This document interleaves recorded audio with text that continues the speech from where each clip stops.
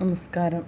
African രാക്ഷസ ഒച്ച് ലോകത്തിലെ ഏറ്റവും അപകടകാരികളായ അധിനിവേശ ജീവികളിൽ ഒന്നാണ്. കിഴക്കൻ ആഫ്രിക്കയിലാണ് ഇവയുടെ സ്വദേശം. കേരളത്തിലെ കാർഷിക മേഖലയ്ക്കും മനുഷ്യൻ്റെ ആരോഗ്യത്തിനും ഇവ വലിയ ഭീഷണിയാണ് ഉയർത്തുന്നത്.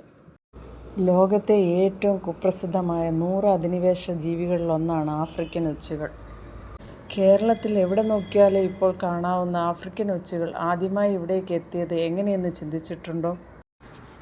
ഒച്ചുകളെയും അവരുടെ പ്രജനനവും എന്ന സബ്ജക്റ്റ് ഗവേഷണത്തിനായി അണ്ണാമലൈ സർവകലാശാലയിലെത്തിയ രാജകൃഷ്ണ മേനോൻ അവിടെ തൻ്റെ ഗവേഷണം തുടരുന്നതിനിടയിൽ നാട്ടിൽ നിന്നും കമ്പി സന്ദേശം എത്തി തൻ്റെ അച്ഛൻ മാണിക്യത്ത് കൃഷ്ണമേനോൻ അസുഖം കൂടിയെന്ന്.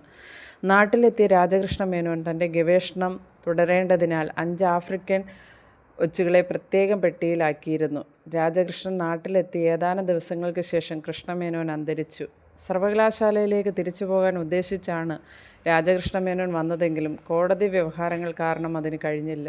അപ്പോഴേക്കും ഗവേഷണത്തിന് കൊണ്ടുവന്ന ഒച്ചുകൾ വീട്ടിലെ പെട്ടിയിൽ ഭദ്രമായിരുന്നു. ഒരിക്കൽ ജോലിക്കാരിൽ ഒരാൾ മൂലയ്ക്ക് കണ്ട പെട്ടി കഴുകി വൃത്തിയാക്കാൻ തുറന്നു. ഒച്ചുകൾ സ്വാതന്ത്ര്യത്തോടെ പുറത്തേക്ക്. അണ്ണാമലയിൽ നിന്ന് എത്തിയ ഒച്ചുകൾ നാട്ടിൽ പെറ്റുപെരുകി. പൊതുവെ ജൈവശത്രുക്കളില്ലാത്ത ഒച്ചുകളുടെ വളർച്ച അത്രയ്ക്ക് പെട്ടെന്ന് നിയന്ത്രിക്കാൻ പറ്റുന്ന ഒന്നായിരുന്നില്ല. 2004 ഒച്ചുകളുടെ പ്രളയം കേരളത്തിലുണ്ടായത് പാലക്കാട്ടും റാന്നിയും എറണാകുളത്തുമായിരുന്നുവെങ്കിൽ 2018 ജലപ്രളയത്തോടെ കേരളം മുഴുവനുമായി.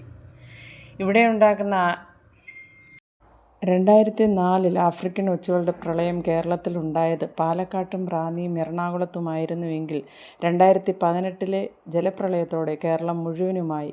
ഇവയുണ്ടാക്കുന്ന ആരോഗ്യ പ്രശ്നങ്ങൾ വളരെ വലുതാണ്. ഇവയുടെ സ്രവങ്ങളിലും മറ്റും പരാതവിരകൾ കാണപ്പെടുന്നു.